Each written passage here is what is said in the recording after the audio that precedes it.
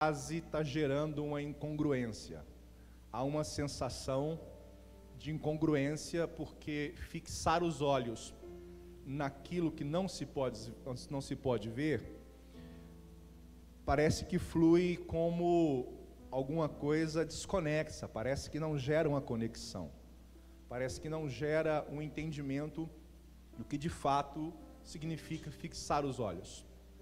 Porque nós, quando olhamos para estas palavras e nós falamos assim, fixe os olhos em algum lugar, você naturalmente vai olhar para um ambiente, para um lugar, para uma pessoa, e você vai poder produzir a imagem através daquilo que você enxerga.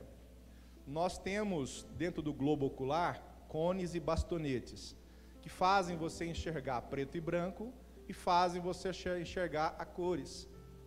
Por isso que quando algumas pessoas nascem sem alguns desses, eles se tornam daltônicos. São aqueles que não conseguem vislumbrar cores nos ambientes em que elas vivem.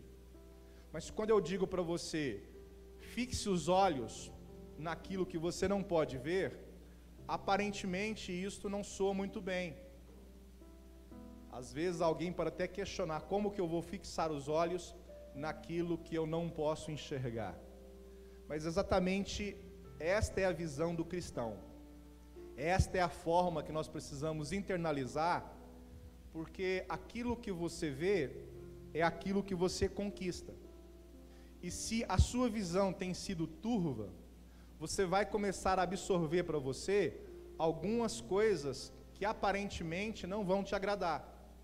Você olhar para coisas e ambientes e você começar a dizer aquilo que você enxerga, você vai começar a profetizar negativamente. Deixe-me dizer algo a vocês, preste bem atenção em mim. A Bíblia tem o seu complemento. Algumas pessoas dizem assim, a Bíblia, você lê, parece que ela se contradiz. A Bíblia não se contradiz. A Bíblia, ela se completa e ela mesma se interpreta. Quando você começa a analisar a Bíblia, você vai perceber que você, em Cristo, precisa mudar o seu foco, ajustá-lo. Você precisa começar a enxergar, no lugar de coisas ruins, no lugar de coisas difíceis, você precisa começar a enxergar coisas boas. E não enxergá-las com seus olhos físicos, mas começar a enxergá-las com seus olhos espirituais, com a sua visão. Deixe-me mostrar algo para você.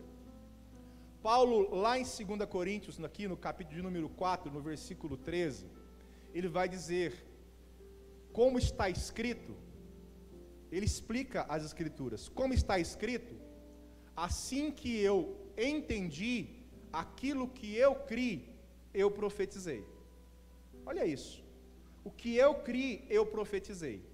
Ele está fazendo uma referência do Salmo 116, versículo 10, quando o salmista fala assim, quando eu enxerguei, aquilo que eu criei, eu profetizei, porque eu estava em aflito.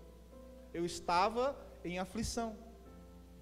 Mas esses dois versículos, eles estão jogando lá para Gênesis 1:3.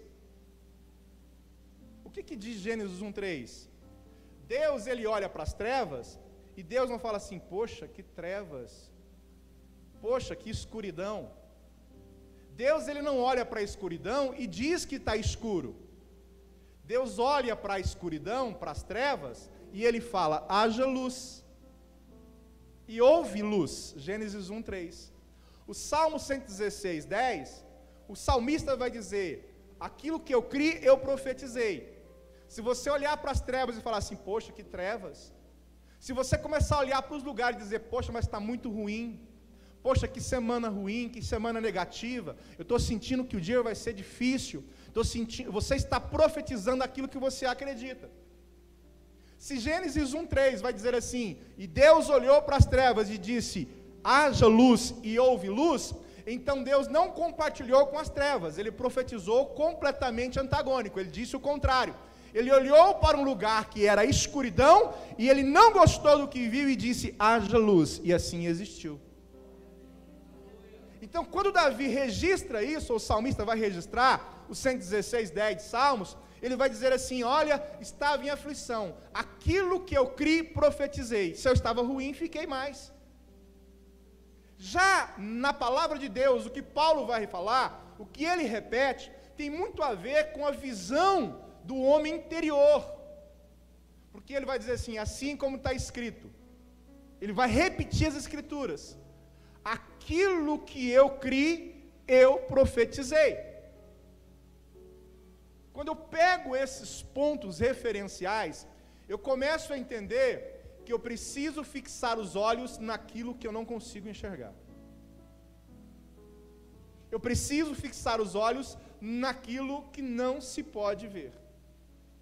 E dentro dessa analogia, desse princípio, eu quero convidá-lo a ler o que Paulo registra, especificamente sobre esse ponto referencial, de começar a olhar para pontos que os seus olhos não podem te mostrar.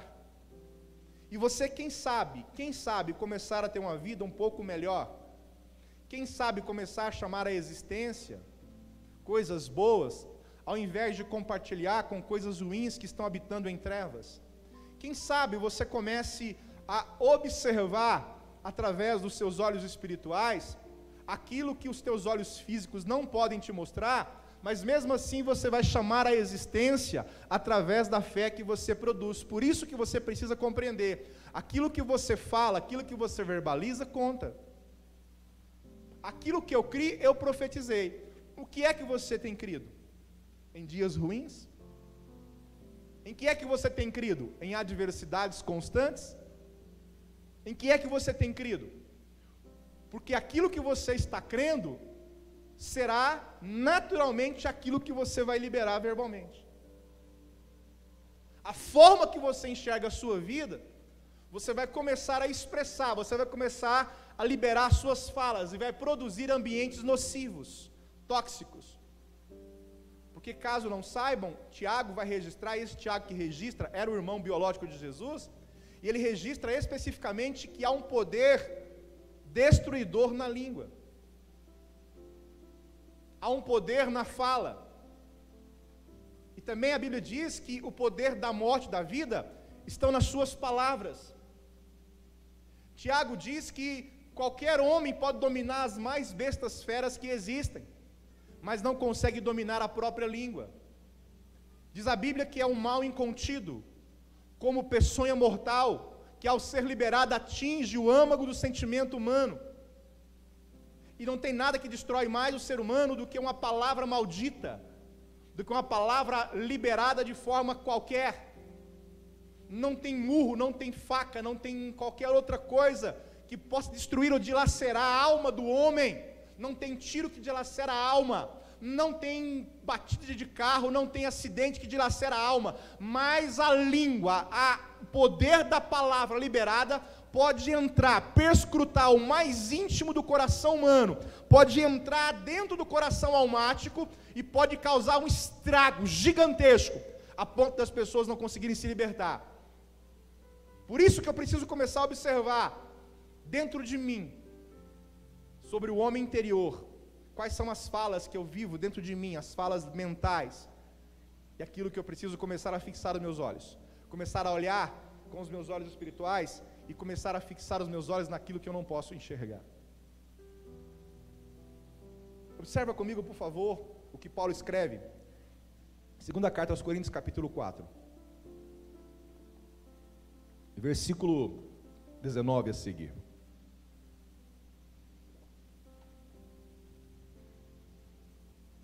Perdão, 16. Diz porque não tenho 19. Era só um teste, viu? Pastor não erra. Só engana. 2 Coríntios capítulo 4, versículo 16.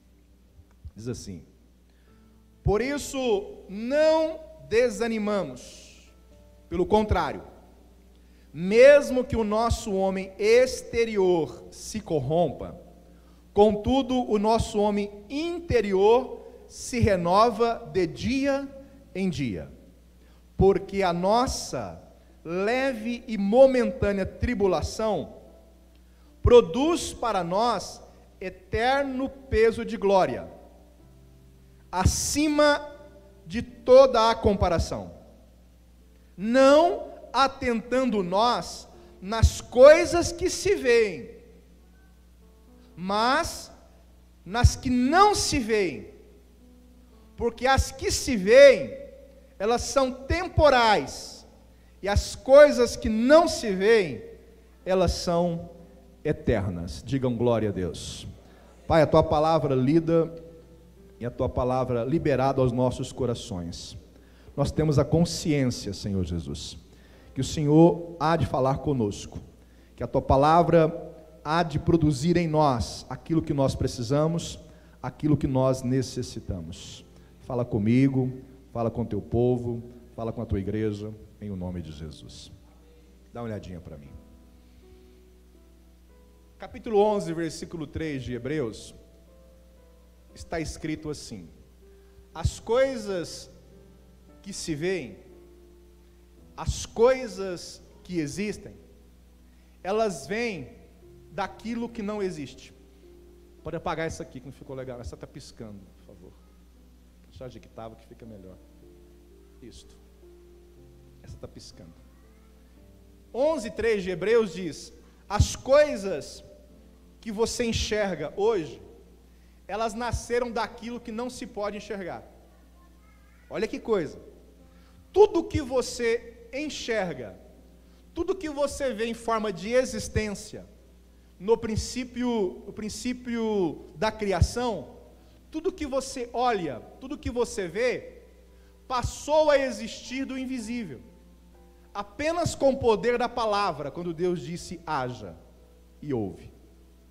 Então Hebreus traz uma analogia, mostrando que a palavra que você libera, ela pode produzir o efeito da realidade. O que eu preciso começar a compreender, e que talvez eu como cristão não compreendo, é que eu tenho que ter clareza da realidade do mundo espiritual. O que de fato este mundo espiritual significa na minha vida. Como que eu enxergo de fato o mundo espiritual? Como que eu começo a entender o que Paulo está trazendo, mostrando que ainda que o meu homem externo se corrompa, o meu homem interno precisa se renovar todos os dias, para que eu consiga entender a minha forma de enxergar a vida, fixando os meus olhos naquilo que eu não posso enxergar, naquilo que eu não posso ver. E aqui eu começo a trazer para vocês alguns pontos referenciais de momentos bíblicos em que muitas coisas aconteceram no mundo espiritual, e ao estar acontecendo, alguns grandes homens de Deus não conseguiram enxergar. Primeiro ponto que eu quero trazer, não precisa abrir a Bíblia, nós vamos ajustar o nosso foco aqui, está relacionado a Geazi e Eliseu. No texto que nós vamos ler, não vou ler, eu vou refalar, vou fazer a fala, é 2 Reis 6.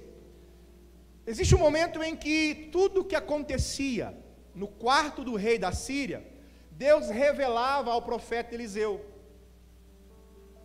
E então houve um momento que o rei da Síria ficou tão extenuado, tão irado, que ele mandou buscar o profeta, prender o profeta. Só que o profeta estava numa cidade chamada Dotã. Eles tinham armado um acampamento neste lugar.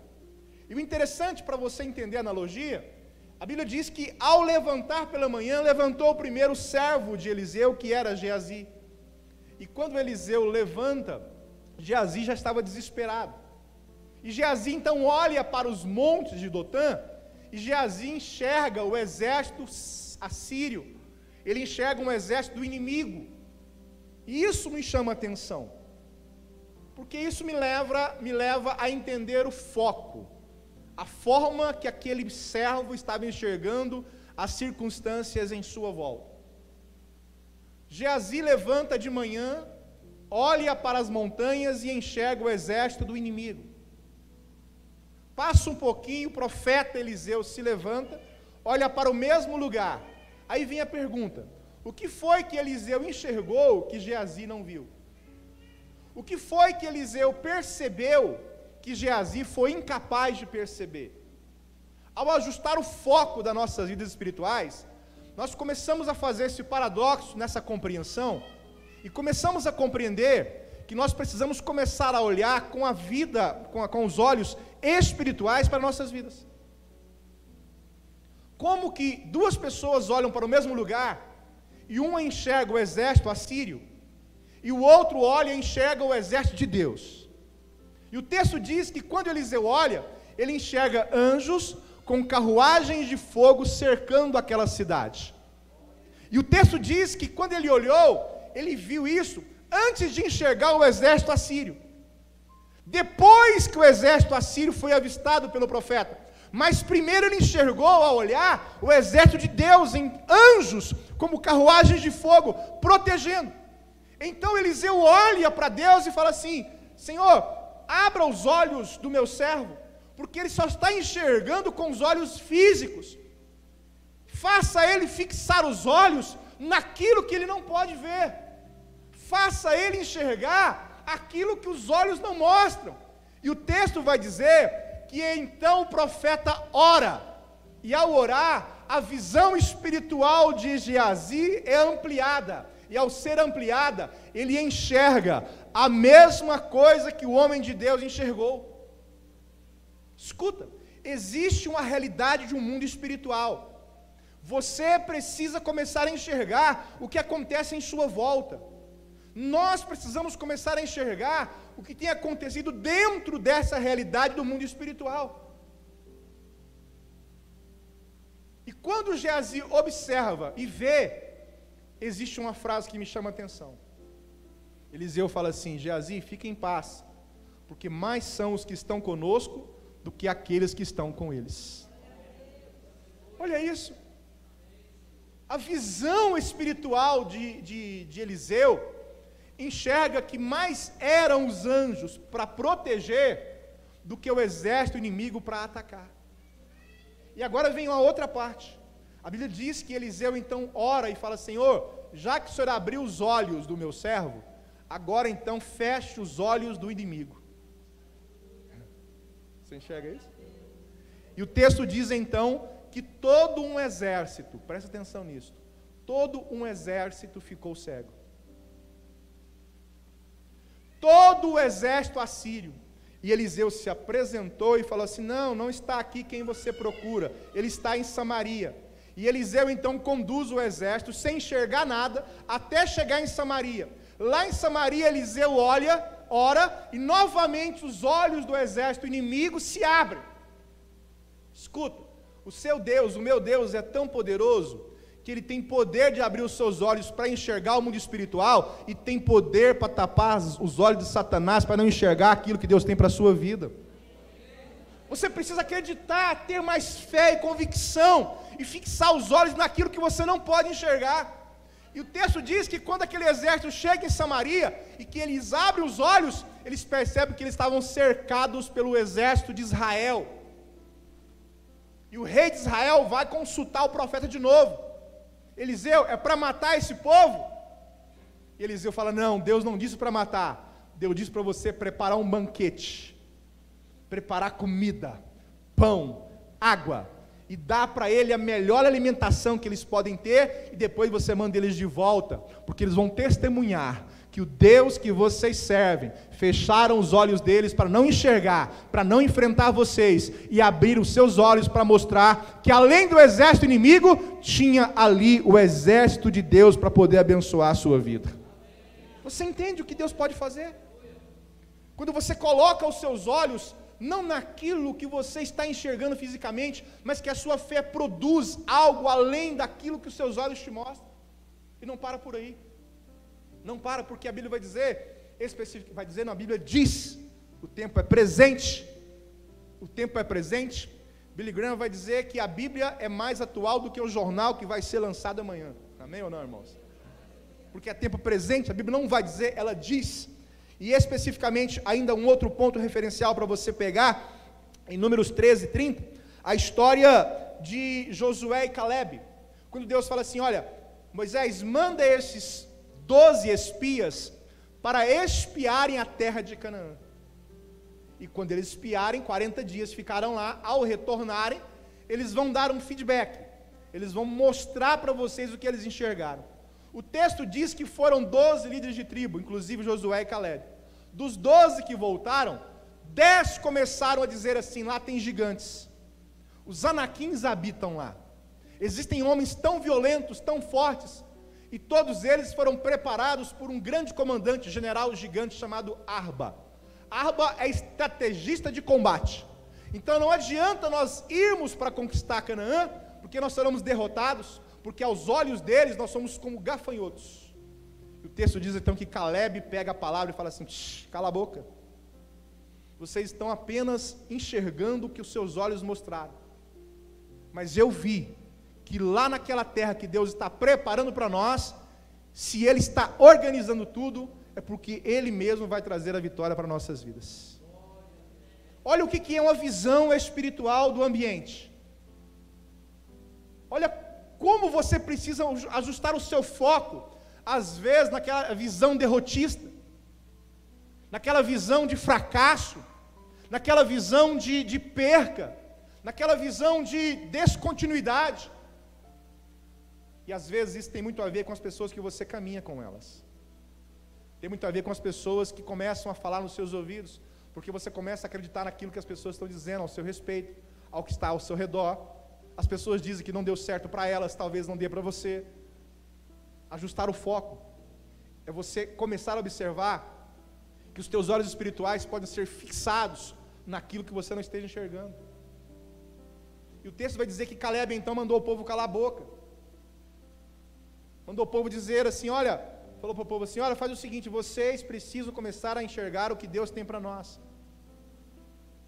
Um outro ponto referencial, quando Abraão é obrigado a despedir Agar. Agar era a escrava de Abraão, a escrava de Sara. E Abraão, no relacionamento que teve com ela, teve um filho chamado Ismael. Mas depois que Isaac nasce, começa a existir um conflito entre Sara e Agar. Como Isaac era uma criancinha nova e Ismael já era mais velho, possivelmente começou a haver alguns problemas de relacionamento. Então Abraão é obrigado a enviar o próprio filho junto com Agar, a escrava, para o deserto, para que eles pudessem dar continuidade. E o texto diz que Abraão pega um odre de água, pega pedaços de pães, coloca no alforje de Agar, e Agar começa a sair errantemente pelo deserto. Ponto, presta atenção. Eles andaram, o texto não diz quantos dias, mas diz o texto, a palavra diz, que eles andaram até acabar o pão e até acabar a água. Então Agar olha para todos os lados e ela não vê solução. O texto diz então que ela pega a criança e coloca debaixo de uma árvore, de um zimbro. E ao colocar debaixo do zimbro, o texto diz que ela se afasta, a ponto de nem ouvir a criança chorar. E o texto diz que ela fala assim: vou me afastar para que eu não veja a criança morrer. E ela, ao olhar em sua volta, ela não enxerga nenhuma resposta. Ela não enxerga nada que pudesse trazer um alívio àquela alma. Agora você imagina uma mãe que está ali olhando, porque o filho estava com fome, chorando, e o texto diz que estava chorando, porque o anjo, quando desce, ele observa e ele ouve o choro da criança. E o texto então vai dizer, e diz especificamente, que ela se afasta. Mas presta atenção nisso aqui. Quando o anjo desce e fala com ela, fala: Agar, fica tranquila, eu ouvi a voz do menino, eu ouvi o choro da criança. Aí vem um ponto referencial que você precisa entender. Então o texto diz que Deus abriu os olhos dela, e ela enxergou à sua frente um oásis com água pura e cristalina. O que me chama atenção nesse texto? O que me chama atenção é que Deus não abriu um poço, Ele abriu os olhos, porque o poço já existia, mas o conflito de ideias, aquele momento de angústia, faz com que as pessoas fiquem cegas. Quantos de vocês fizeram, por exemplo, um teste de volante, foi reprovado da primeira vez, uma prova foi reprovada? Quantos em momentos de conflito, de aflição, de adversidade, aquela correria, naquela pressa, não enxergaram coisas tão simples de serem vistas? Quantos momentos de dor, de desespero, não puderam enxergar na sua frente aquilo que era claro? E o texto diz que aquela mulher, ao olhar, não viu nada, mas o anjo desce e fala assim: fica tranquila, Deus ouviu a voz do garoto, ouviu o choro. E o texto diz claramente: então Deus abriu os olhos de Agar, e ela enxergou o que já existia na sua frente. A água já estava lá. Você pode analisar esse texto, você pode pesquisar, você pode observar, e você vai perceber, faltava pouco para ela conseguir chegar na água, faltava pouco para ela beber a água, mas a visão dela estava fechada. Quando eu olho para esses textos, eu começo a me fazer perguntas. Quantas vezes eu deixei de ser abençoado porque eu acabei não enxergando coisas que estavam tão simples, bem à minha frente, eu não consegui enxergar? Quantas vezes eu consegui ver que era bênção depois que passou? Quantas vezes eu consegui enxergar que eram coisas boas em que eu acabei liberando, deixando passar? Porque a minha visão estava focada naquilo que estava perceptível demais. A minha visão estava focada naquilo que estava aparentemente muito claro, porque era apenas uma visão humana, era apenas uma visão comum, e eu precisava naqueles momentos começar a observar uma visão que viesse do céu para a minha vida. Eu precisava fixar os meus olhos em coisas que os meus olhos não podiam mostrar, fixar os meus olhos naquilo que não se pode ver. Paulo vai dizer que eu devemos fixar os olhos nas coisas que são eternas, nas coisas que os olhos não mostram, nas coisas que fisicamente você não enxerga.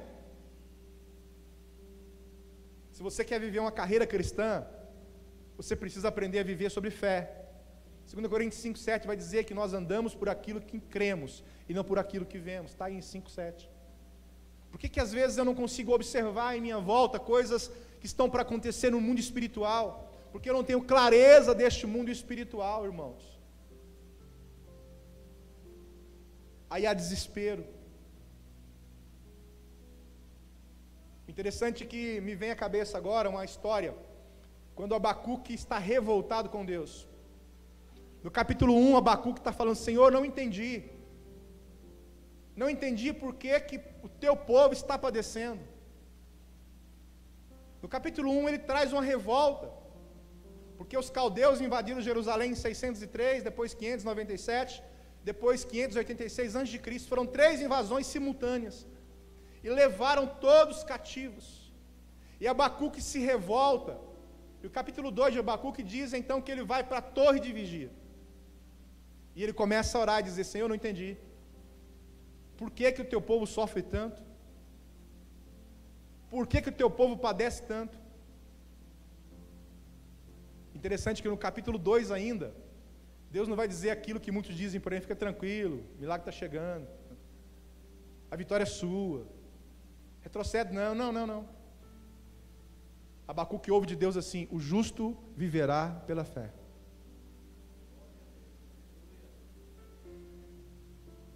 Você entende isso?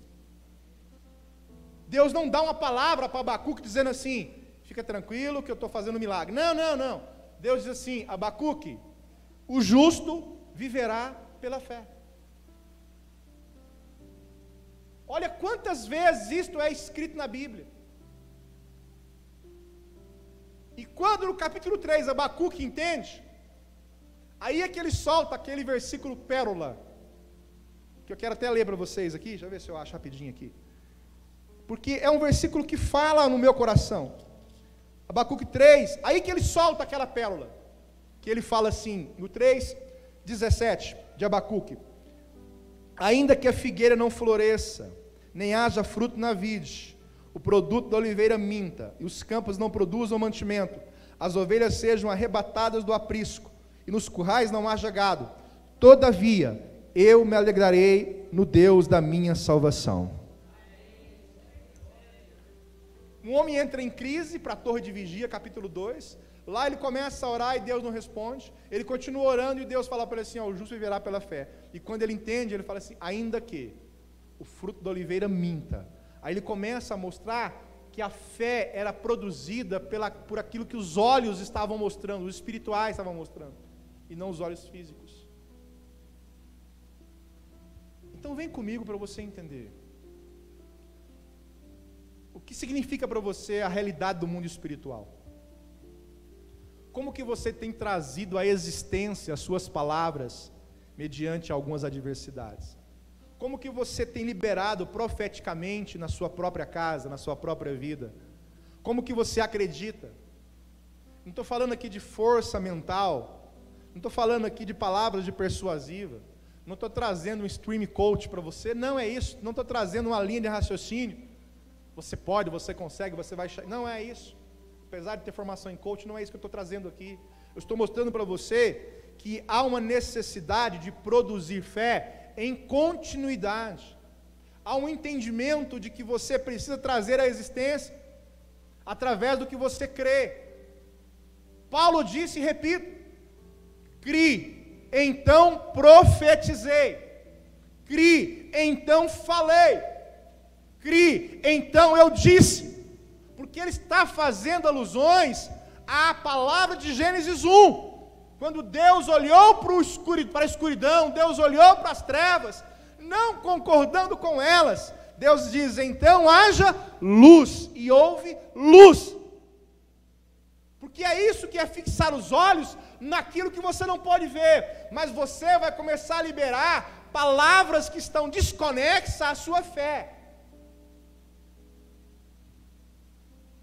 Quando existem problemas, e eu compartilho com os problemas, e eu agrego o meu misoneísmo, a minha falta de fé, a minha insignificância aos problemas, aí fica pior. A Bíblia diz que maldição sem causa não encontra pouso. Não encontra.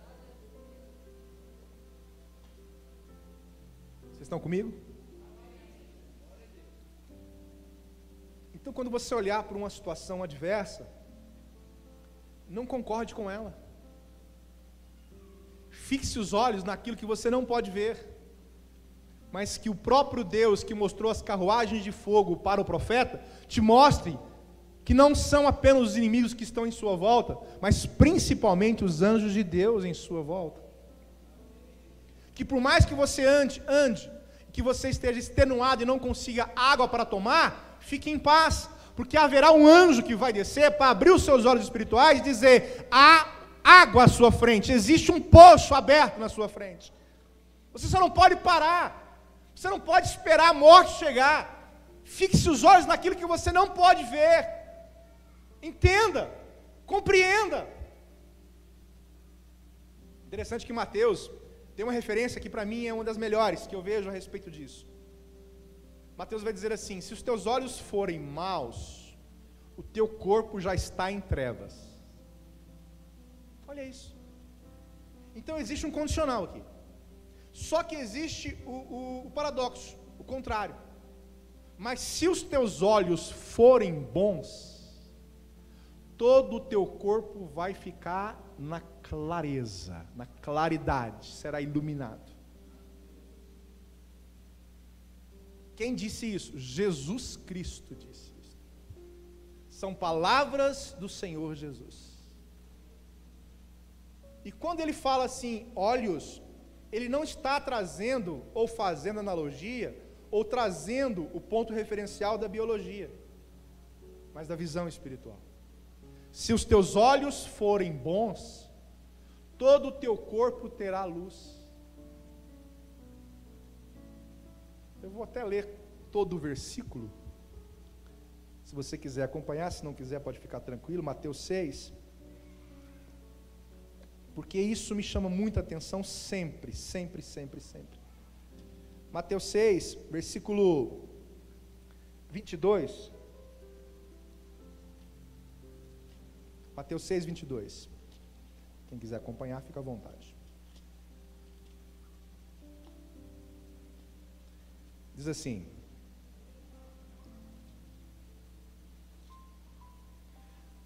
São os olhos a lâmpada do corpo. Olha isso aqui. Vem comigo. São os olhos a lâmpada do corpo. Se os teus olhos forem bons, e aqui, volto a dizer, não tem a ver com os olhos biológicos, porque o ponto referencial são trevas e luz. Estamos falando de mundo espiritual. Se os teus olhos, são os olhos a lâmpada do corpo. Se os teus olhos forem bons, todo o teu corpo será luminoso. Se, porém, os teus olhos forem maus, todo o teu corpo estará em trevas. Portanto, caso a luz que em ti há sejam trevas, que grandes trevas serão. E existe aqui, para você entender, uma comparação. Uma comparação. Por favor,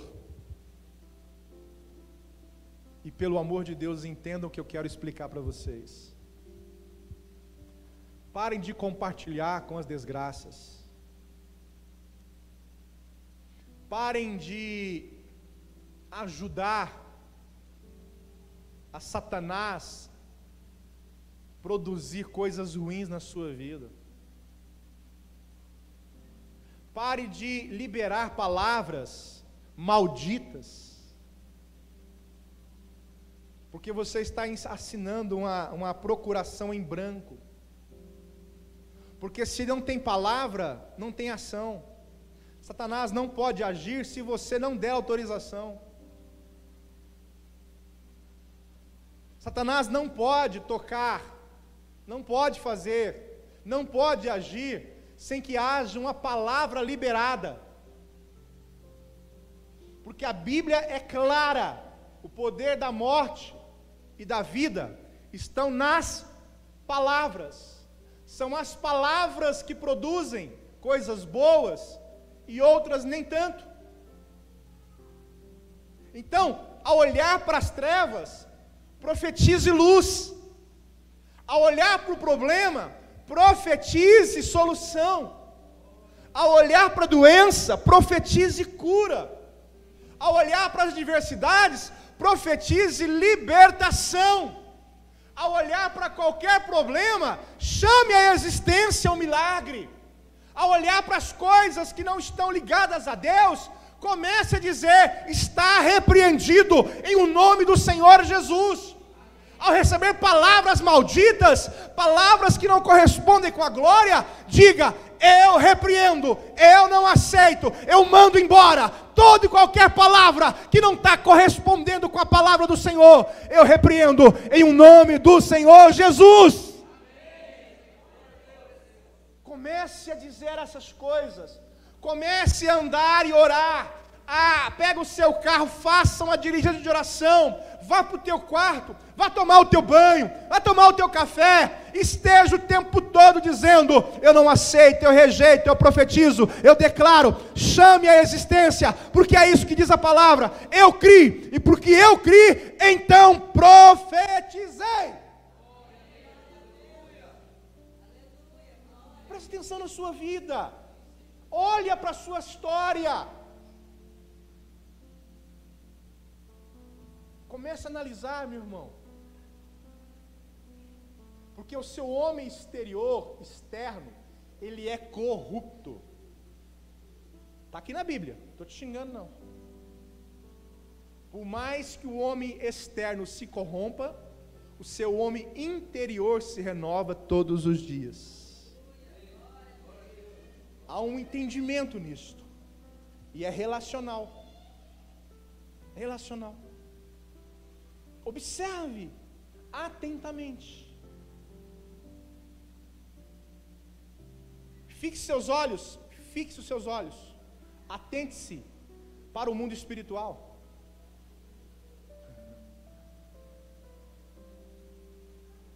Deixe-me dizer algo a vocês. Satanás não teve,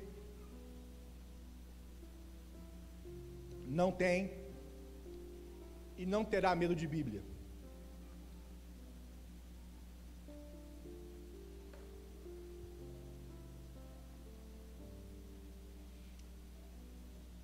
prova que eu te dou é Mateus 4. Porque ele cita a Bíblia para Jesus.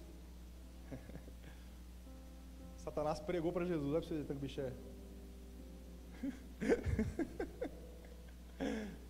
Mateus 4. Quando ele fala assim, você está com fome, tá? Estou sabendo. Estou te observando. Tem 40 dias que você está aqui. Você não comeu nada. E o interessante nesse ponto aqui é que se fosse eu, possivelmente eu comia. Estou sendo sincero. Porque talvez eu não teria o discernimento de quem estivesse ali do meu lado naquela hora.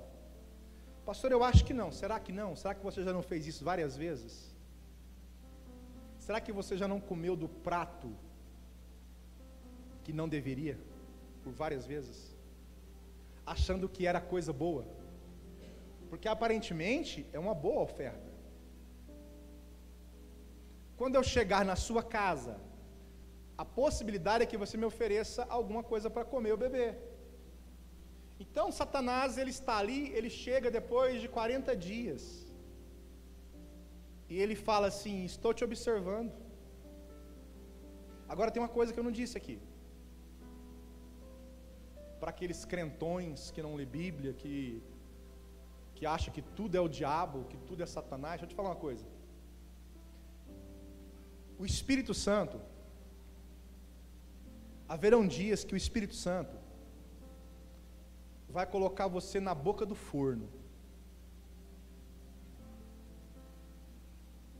para testar a sua fé. Olha para mim, para testar a sua fé. Quem conduziu Jesus ao deserto para ser tentado foi o Espírito Santo de Deus. O Espírito Santo chegou e falou assim, Jesus, vamos ali, vou te levar no lugar ali que está na Bíblia, viu? E o Espírito levou Jesus para ser tentado pelo diabo. E lá naquele momento de Mateus 4, o interessante é que quando o inimigo chega, ele faz ofertas aparentemente boas.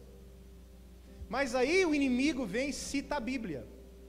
Porque ele fala assim, está escrito que se você se jogar daqui para baixo, Satanás falando, está escrito que Deus vai dar ordem aos seus anjos para que te guarde.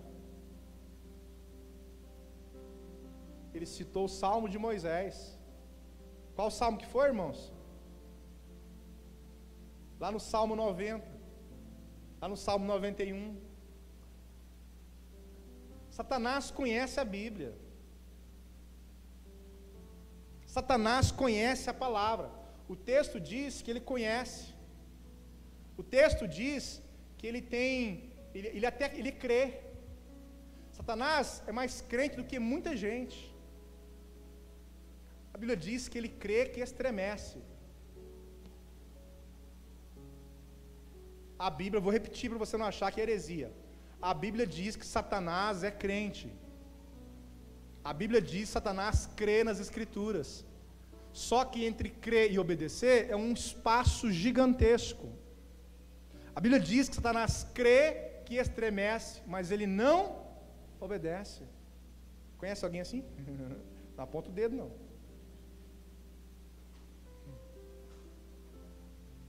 Por isso que nós precisamos começar a olhar para o mundo espiritual e saber que dentro do mundo espiritual existe uma atmosfera. Chega na sua casa, meu irmão, ora no ambiente, ora na sua casa.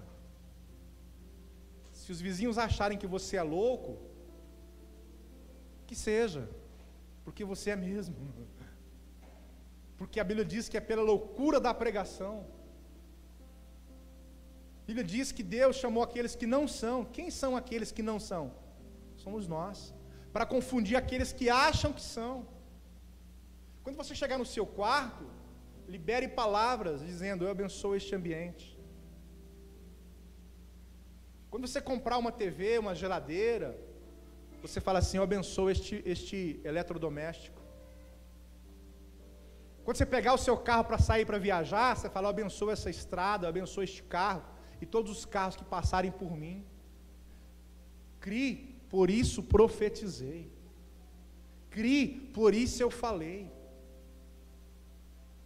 Essas crianças que estão andando por aí, para lá e para cá, que os pais falam assim: olha lá que praga, olha lá que peste, está repreendida essa palavra em nome de Jesus. Está repreendido, porque você já foi criança. Ou alguém aqui foi como Adão, já nasceu grande? Não? Eva, não? Porque Eva, ou Adão e Eva, para ficar melhor a frase, Adão e Eva nunca precisaram trocar fralda. Nunca precisaram trocar fralda. Um dia perguntaram assim: pastor, eu fiquei sabendo que o senhor é teólogo. Aí ela falou para mim assim: Adão teve um umbigo? Eu falei: meu Deus do céu, o que essa pastora está pensando? Eu sei lá se Adão teve um umbigo, irmãos. Biologicamente, não. Porque o umbigo é de uma criança que nasce no útero e tem o seu cordão umbilical ligado. Olha onde foi a cabeça da pastora. Eu falei assim: sei lá se Adão teve um umbigo. Aí eu perguntei assim: isso vai ajudar a senhora ministerialmente? Ela falou: não, pastor, é só uma dúvida. Foi a dúvida que alguém perguntou para a senhora, só não soube responder. Eu falei: exatamente. Então diga para essa pessoa que eu também não sei, mas possivelmente não teve. Olha onde está a cabeça das pessoas, irmãos. Então, comece a ter a percepção do mundo espiritual.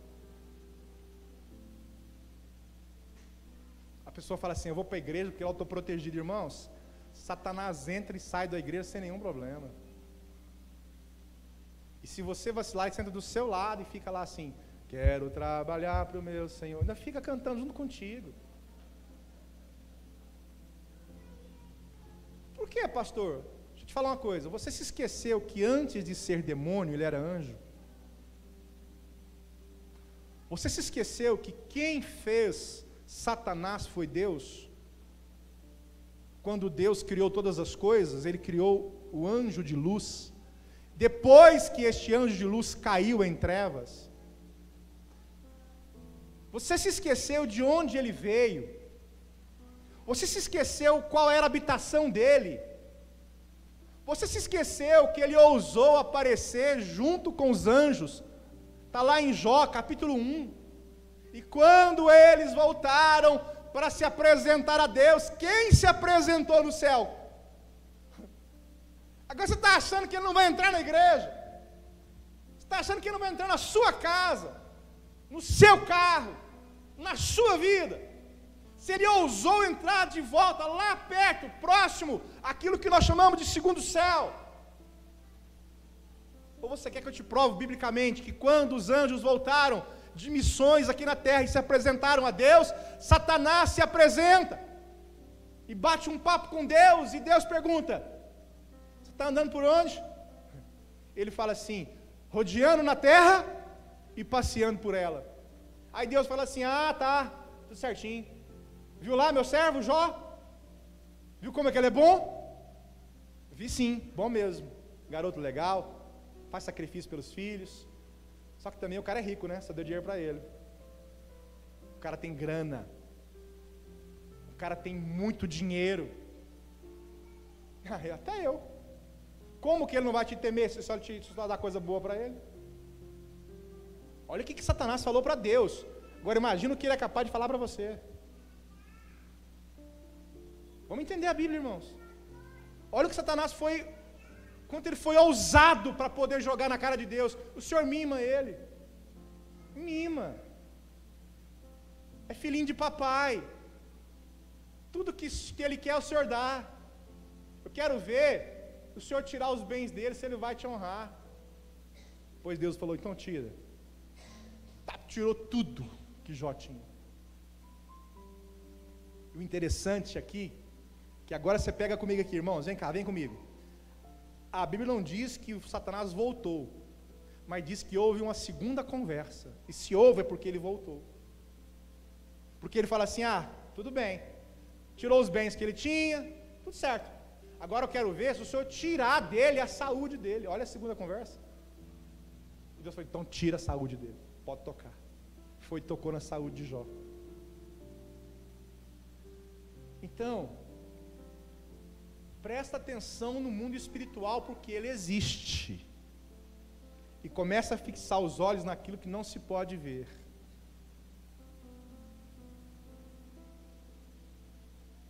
Crianças no útero da Iluene já recebem profecias, dizendo: vai nascer em bênção, vai nascer em paz. Criança no útero da Rafaela já vai nascer em bênção, já é profético, já pode passar a mão, já pode dizer assim: Deus vai abençoar, Deus vai liberar paz sobre esta criança. Entrou no seu trabalho: eu não gosto do meu emprego, mas você gosta do seu salário. Sim ou não, gente? Legal, né? Achei que não. Então, ao entrar no seu trabalho, libere palavras de bênção.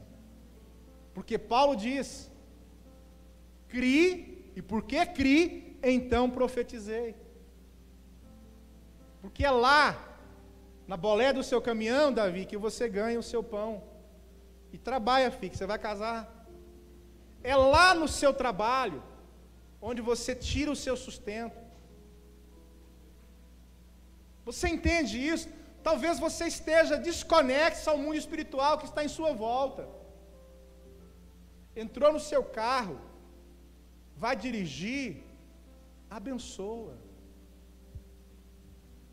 Pegou a sua moto, vai pilotar, abençoa.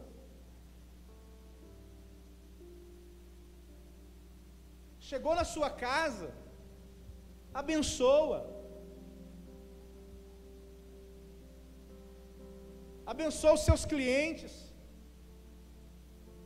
Chegou para almoçar, para jantar, abençoa.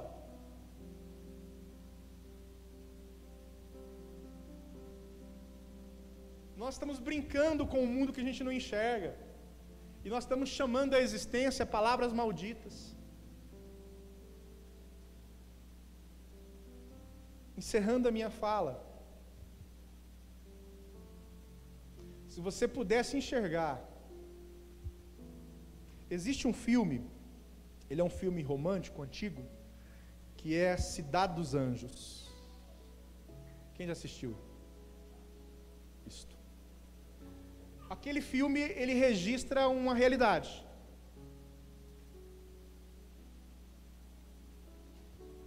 Ele registra uma realidade. E talvez a gente comece a entender. Se você pudesse agora fechar os olhos e imaginar quantos anjos existem aqui neste momento, nesta hora. E quantos anjos estão lá na sua casa. Se você puder imaginar.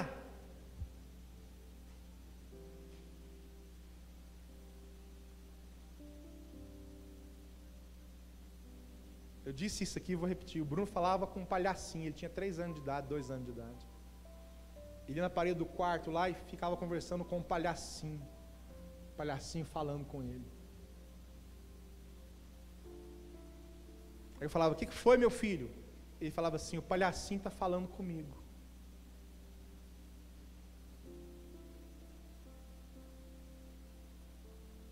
Escuta, tem crianças que conseguem enxergar coisas que nós, adultos, não enxergamos.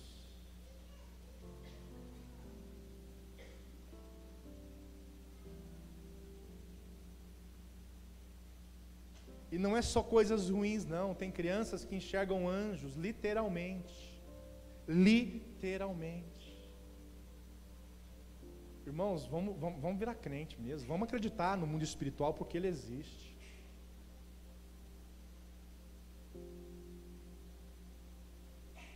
O que é que você tem profetizado na sua vida? Oh, vidinha sem graça.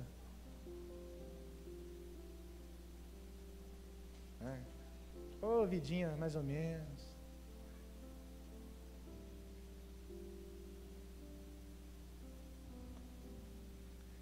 Quem lembra do Mário Pedro aqui? Lembra? Pastor Mário Pedro? Quem lembra? Uma pessoa que eu pastoreei, ex-neguinho de Oxóssi. Aí ele fala do poder das palavras, que é usada para fazer os trabalhos. E são muitas palavras, muitas, que a gente libera dentro de casa.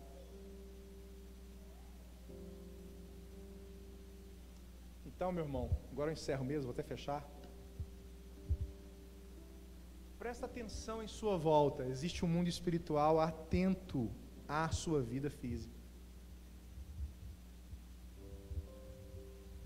Do pináculo do templo, Satanás observava Jesus.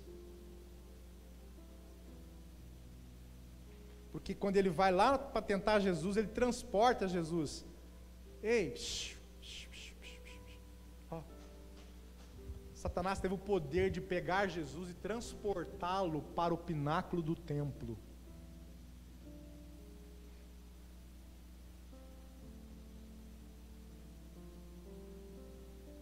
Você entende isso ou ficou difícil para você entender? Satanás vai lá, pega Jesus e fala: vem aqui. Levou ele para o pináculo do templo e disse: lança-te daqui abaixo.